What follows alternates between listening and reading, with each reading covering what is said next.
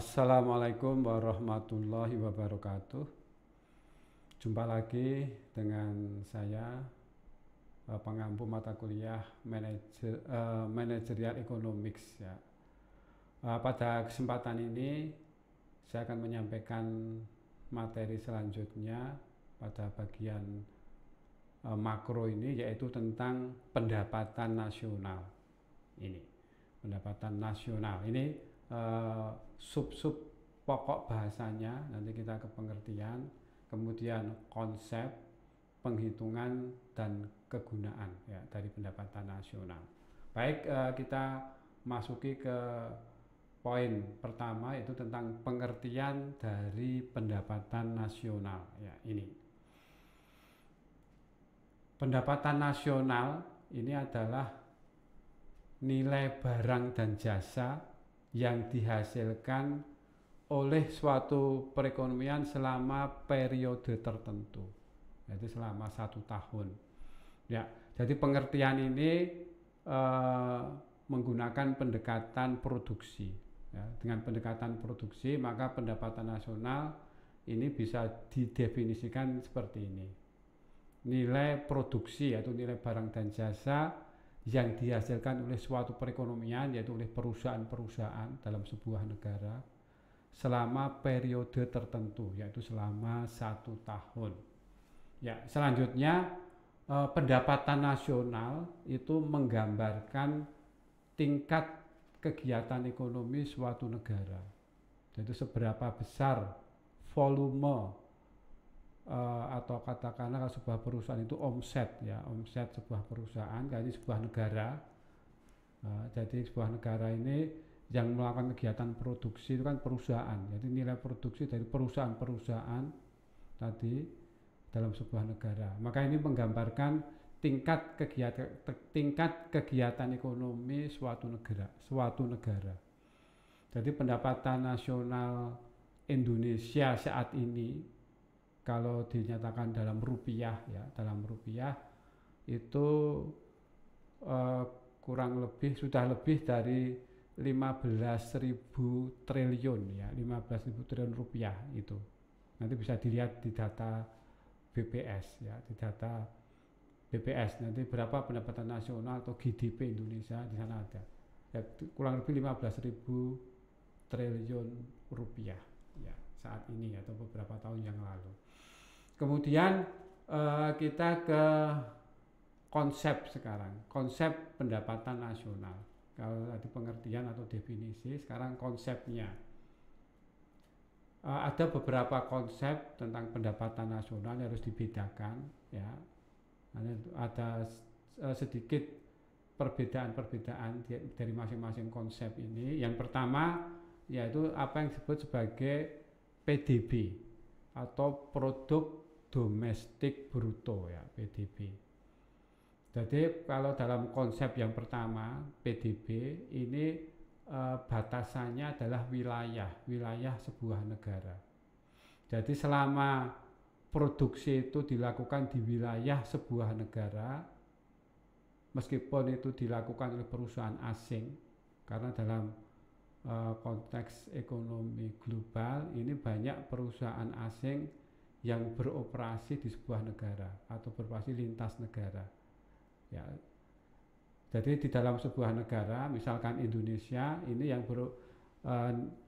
melakukan kegiatan produksi tidak hanya perusahaan-perusahaan nasional, tapi juga ada perusahaan asing. Nah, nilai produksi yang dihasilkan oleh perusahaan-perusahaan tadi, baik perusahaan lokal atau perusahaan dalam negeri maupun perusahaan asing, ini selama itu berada di wilayah Indonesia, misalkan negaranya Indonesia, ini disebut sebagai PDB dari Indonesia, seperti itu. Jadi batasannya adalah wilayah. Kemudian berbeda dengan PNB, produk nasional bruto. Nah, kata nasional ini batasannya adalah warga negara atau kewarganegaraan. Jadi selama produksi tadi itu dilakukan oleh perusahaan nasional, perusahaan milik warga negara, meskipun itu berada di luar negeri ya, maka dihitung sebagai PNB negara tersebut. Jadi itu PNB, produk nasional bruto. Jadi kalau ada perusahaan asing yang masuk, sebaliknya ada juga perusahaan nasional yang beroperasi di negara lain. Ya, jadi meskipun misalkan negara Indonesia, perusahaan nasional Indonesia itu memiliki cabang atau pabrik di luar negeri, misalkan di Cina misalkan, maka hasil produksi dari perusahaan Indonesia yang berada di Cina tadi itu dihitung sebagai PNB dari Indonesia. Ini mengapa? Karena milik warga negara Indonesia. Nah, seperti itu. Itu yang disebut sebagai produk nasional bruto. Nah, jadi perhatikan ini apa itu batasannya. Yang kalau PDB domestik itu wilayah, berarti kalau nasional ini adalah kewarganegaraan. Ini kemudian selanjutnya, karena ada perbedaan konsep ini, maka antara PDB dan PNB ini dihubungkan oleh PFNLN, pendapatan faktor neto dari luar negeri, PFNLN. Nah, apa itu PFNLN? Ya ini. Jadi pendapatan faktor neto dari luar negeri ini adalah pendapatan faktor produksi yang diterima dari luar negeri, yang diterima dari perusahaan nasional yang ada di luar negeri, dikurangi pendapatan faktor produksi yang dibayarkan ke luar negeri. Jadi kalau pada PNB itu ada aliran pendapatan masuk. Tapi kalau PDB itu ada aliran pendapatan keluar. Ini. Nah, antara PDB dan PNB ini dihubungkan oleh PFNLN. Ya, maka di sini PDB itu sama dengan PNB dikurangi PFNLN. Ya, jadi kalau saya ulangi, kalau pada PDB itu ada aliran pendapatan keluar, kalau PNB itu ada aliran pendapatan masuk. Nah, selisihnya itulah disebut sebagai PFNLN. Pada negara-negara maju, negara-negara yang perekonomiannya maju, ini biasanya PNB-nya lebih besar dari PDB. Sebaliknya kalau pada negara-negara yang berkembang, ini angka PDB-nya yang lebih besar. Jadi kalau angka PDB-nya lebih besar, maka PFNLN-nya itu negatif. Jadi yang keluar lebih banyak daripada yang masuk. Ini PFNLN-nya negatif. Sebaliknya pada negara maju itu PFNLN-nya positif. Jadi yang diterima dari negara lain itu lebih besar daripada yang dibayarkan ke negara lain. Ini berarti kalau PFNLN-nya positif itu berarti PNB-nya lebih besar daripada PDB-nya. Ya, ini konsep 1 dan 2 itu PDB dan PNB. Ya, selanjutnya kita ke konsep yang ketiga, yaitu tentang produk nasional neto atau PNN. Ya, jadi PNN ini dihubung ke PNN ini, kalau rumusnya ini PNB dikurangi depresiasi atau penyusutan. Jadi sebagai akibat dari kegiatan produksi, maka barang-barang modal ini mengalami penyusutan atau depresiasi. Nah, kalau penyusutan ini diperhitungkan mengurangi angka PNB tadi, maka PNB dikurangi depresiasi itu sama dengan PNN. Jadi neto itu bersih ya, neto itu artinya bersih, kalau bruto itu kotor. Maka saya ulangi sekali lagi, PNN itu PNB dikurangi depresiasi. Ya, jadi antara nilai bruto dan neto itu dihubungkan oleh penyusutan atas barang modal atau yang disebut sebagai depresiasi. Kemudian PNN ini ada dua, PNN at factor cost dan PNN at market price. Jadi atas dasar harga faktor dan atas dasar harga pasar. Nah, apa perbedaannya antara harga pasar dan harga faktor? Antara harga pasar dan harga faktor itu dihubungkan oleh pajak tidak langsung dan subsidi.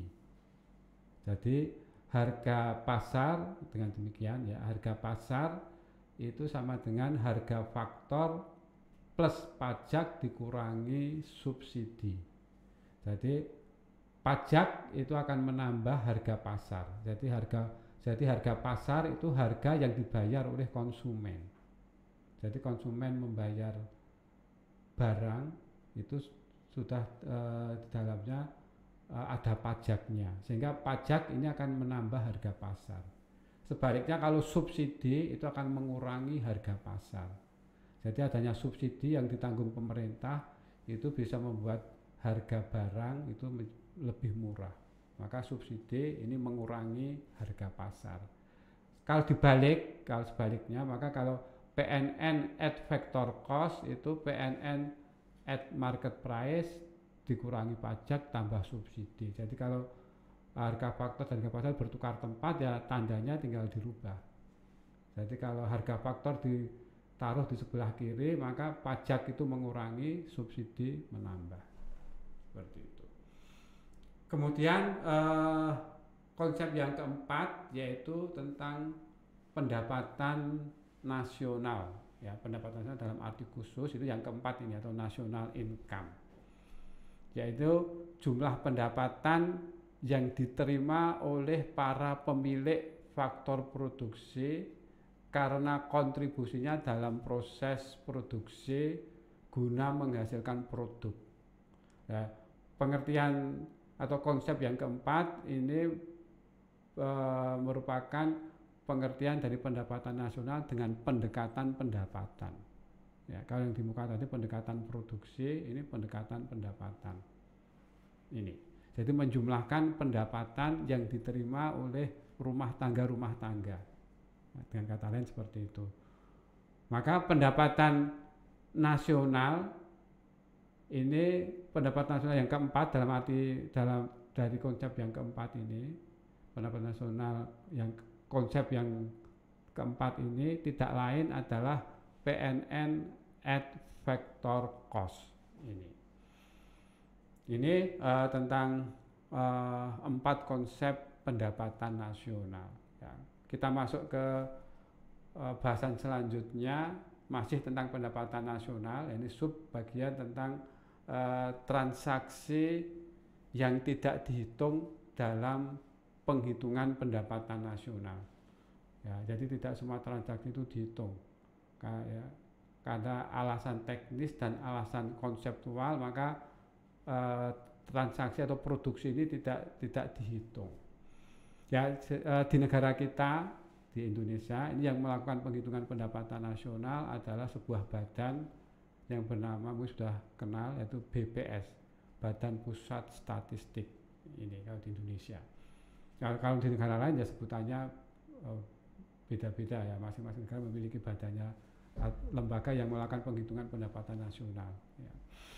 Ya, kemudian alasan teknis ini, ya, alasan teknis ini produk yang dihasilkan dan dikonsumsi sendiri, ya ini tidak dihitung karena tidak melalui pasar. Kemudian kegiatan yang seharusnya dikerjakan orang lain tetapi dikerjakan sendiri, ini tidak dihitung. Kalau dihitung sulit, karena ini tidak melalui pasar, tidak ada harganya kan gitu. Kemudian alasan konseptual ini misalkan ada kegiatan ilegal ya, penyelundupan misalkan, jadi yang dihitung ini produksi yang legal ya, kalau ilegal ini tidak dihitung. Kegiatan ilegal seperti penyelundupan, mungkin perdagangan narkoba dan sebagainya yang ilegal ini tidak dihitung. Kemudian pembayaran transfer satu arah, pemberian beasiswa, bantuan kepada korban bencana alam ini tidak dihitung. Kemudian perubahan nilai barang sebagai akibat dari perubahan harga barang tersebut. Jadi karena stok atau persediaan yang mengalami kenaikan harga yang ada di gudang misalkan, yang lama yang disimpan di gudang mengalami kenaikan harga ini juga tidak dihitung. Ini transaksi yang tidak dihitung. Jadi sudah ada konsep ini atau alasannya sudah disepakati ya secara internasional. Kemudian sekarang kita masuk ke penghitungan pendapatan nasional. Ada 3 pendekatan dalam menghitung pendapatan nasional ini ya. Ada pendekatan produksi, pendekatan pendapatan, dan pendekatan pengeluaran. Ya, sesuai dengan namanya. Jadi kalau pendekatan produksi ini kita menjumlahkan nilai produksi yang dihasilkan oleh perusahaan-perusahaan. Kalau pendekatan pendapatan itu menjumlahkan pendapatan yang diterima oleh rumah tangga. Kalau pendekatan pengeluaran itu menjumlahkan pengeluaran yang dilakukan oleh 4 pelaku ekonomi. Ya seperti ini coba, ini sekilas. Ini pendekatan produksi. Ya, menjumlahkan nilai akhir produk yang dihasilkan oleh berbagai unit produksi. Ya, nanti kalau di Indonesia nanti ada 9 sektor ekonomi, ada sektor pertanian, sektor industri, sektor jasa, dan sebagainya, keuangan. Ini ada 9 sektor, itu masih nilai produknya dijumlahkan. Itulah pendekatan produksi. Atau menjumlahkan nilai akhir, nilai tambahnya, nilai tambah yang diwujudkan oleh berbagai sektor dalam perekonomian. Nah, hal ini dimaksudkan guna menghindari double counting. Jadi maksudnya ini salah satu, kalau sudah menjumlahkan nilai akhir maka nilai tambah ini tidak dilakukan. Atau sebaliknya kalau menjumlahkan nilai tambah, nilai akhir tidak. Jadi biar tidak dihitung 2 kali. Ya, karena suatu produk itu ada produk akhir, ada produk antara. Ini. Jadi produk antara itu masih diproses produksi selanjutnya. Kalau produk akhir itu langsung dikonsumsi. Jadi yang dijumlahkan sebagai produk akhir, nilai akhir produk, atau produk antara itu nilai tambahnya. Ini salah satu, biar tidak terjadi double counting atau penghitungan ganda. Kemudian yang kedua, pendekatan pendapatan. Jadi menjumlahkan pendapatan yang diterima oleh rumah tangga atau jadi rumah tangga itu sebagai pemilik faktor produksi. Jadi pendapatan sewa, upah, bunga, dan laba ini tinggal dijumlahkan. Kemudian pendekatan pengeluaran, ya, menjumlahkan pengeluaran oleh 4 pelaku ekonomi. Ya, pelaku ekonomi ada 4 ya tadi. Pengeluaran oleh rumah tangga itu disebut sebagai konsumsi, yaitu notasinya ada huruf C, dikatakan consumption. Kemudian pengeluaran oleh perusahaan itu investasi, perusahaan, investment I. Kemudian G atau G ini pengeluaran pemerintah atau government expenditure, belanja barang dan jasa yang dilakukan oleh pemerintah. Kemudian X dan M itu ekspor dan impor. X ekspor, M itu impor. Ekspor dikurangi impor itu ekspor neto. Ini dijumlahkan, ini disebut sebagai pendekatan pengeluaran. Ya, nanti akan kita bahas lebih detail dalam perkuliahan. Ya, kemudian selanjutnya kita ke pendapatan nasional, kegunaan data pendapatan nasional. Ini ada untuk menilai prestasi ekonomi suatu negara, mengetahui struktur perekonomian, mengetahui pertumbuhan ekonomi, mengetahui tingkat kemakmuran penduduk suatu negara, kemudian sebagai dasar dalam pembuatan kebijakan di bidang ekonomi atau kebijakan ekonomi makro tadi. Ini perlu data pendapatan nasional. Ya, kemudian satu lagi tentang ada pendapatan nasional harga berlaku atau pendapatan nasional nominal dan pendapatan nasional harga tetap atau real. Ini. Jadi nanti kalau melihat data dari BPS ini berarti ada pendapatan nasional nominal dan pendapatan nasional real. Jadi kalau nominal ini pendapatan nasional yang dinilai menurut harga yang berlaku pada tahun tersebut atau tahun berjalan. Kemudian kalau real ini pendapatan nasional yang dinilai berdasarkan harga pada tahun tertentu. Jadi pada tahun dasar tertentu. Ya. Jadi tidak pada harga yang berjalan. Yang disebut sebagai tahun dasar ini. Ya, ini materi tentang pendapatan nasional. Saya cukupkan sampai di sini. Nanti kita jumpa ke materi selanjutnya. Demikian. Wassalamualaikum warahmatullahi wabarakatuh.